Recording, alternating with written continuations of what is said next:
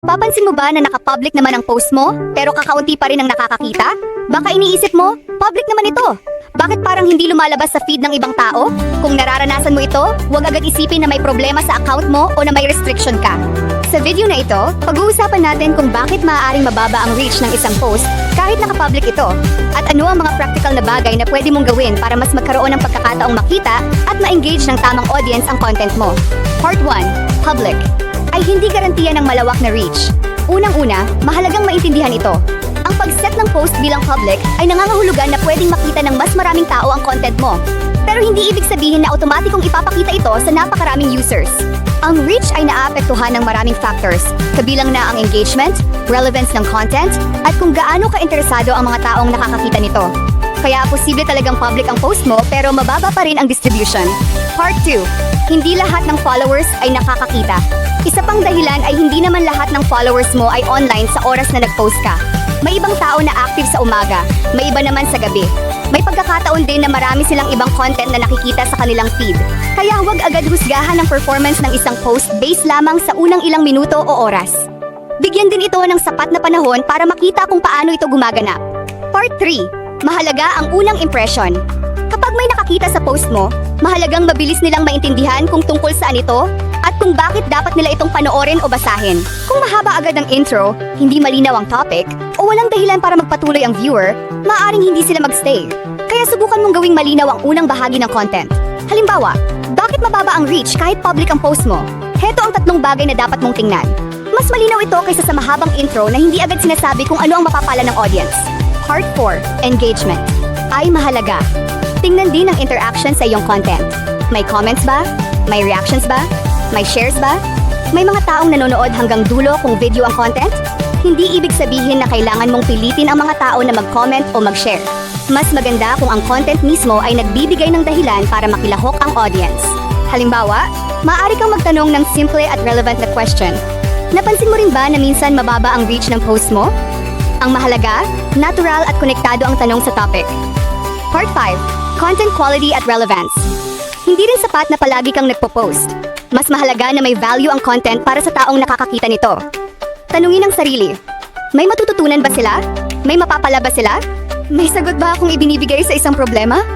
O nakakaaliw o nakaka-inspire ba ang content na ito? Kapag mas malinaw ang purpose ng content mo, mas madali mong matutukoy kung sino ang audience na gusto mong maabot. Part 6. Huwag puro promotion. Kung halos lahat ng post ay puro pagbebenta, promotion, o paghingi ng engagement, maaaring hindi maging engaging para sa audience. Subukan mong magkaroon ng balance, magbigay ng tips, mag-share ng useful information, gumawa ng relatable content, magkwento ng experience, at paminsan-minsan, saka mo isingit ang promotion kung relevant talaga. Sa ganitong paraan, mas nagiging natural ang relationship mo sa audience. Part 7. Check ang account at content status. Kung napapansin mong paulit-ulit na mababa ang distribution ng content mo, magandang tingnan din ang available na account status o page status tools ng Facebook. Depende sa account setup mo. Dito mo maaaring makita kung may anumang issue na kailangang aksyonan. Pero importante rin na huwag agad isipin na restricted ang account dahil lamang mababa ang reach.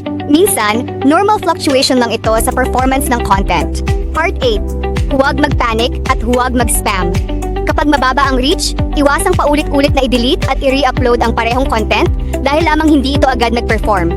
Huwag ding mag-spam ng maraming post ng sabay-sabay para lang habulin ang reach.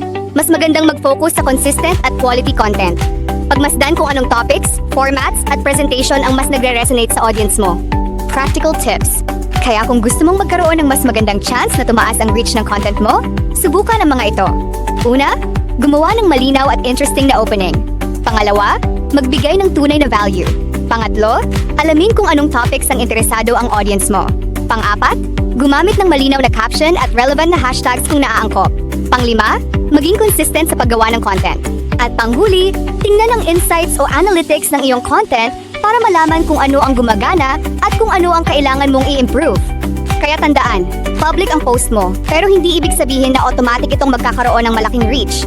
Ang reach ay hindi lang tungkol sa privacy setting. Mas mahalaga rin kung relevant ang content, kung paano tumutugon ang audience, at kung nagbibigay ba talaga ito ng value. Kaya kung mababa ang reach ng isang post, huwag agad panghinaan ng loob. Gamitin mo itong pagkakataon para tingnan kung ano ang pwedeng i-improve. Dahil sa content creation, hindi naman lahat ng post ay magiging viral. Ang mahalaga ay patuloy kang natututo, nag-e-experiment, at gumagawa ng content na may tunay na pakinabang sa audience. Kung nakatulong sa iyo ang video na ito, maaari mo itong isave para mabalikan mo ang tips. At kung may creator friend kang nakakaranas din ng mababang reach, maaari mong i-share sa kanya ang video na ito. Follow o i-follow ang page para sa iba pang simple at practical na tips tungkol sa paggawa ng content sa Facebook. At tandaan, hindi porke mababa ang reach ngayon, ibig sabihin wala nang patutunguhan ang content mo. Patuloy lang, matuto at mag-improve. Maraming salamat po sa panonood at suporta, naway pagpalain at gabayan tayong lahat ng ating Panginoon.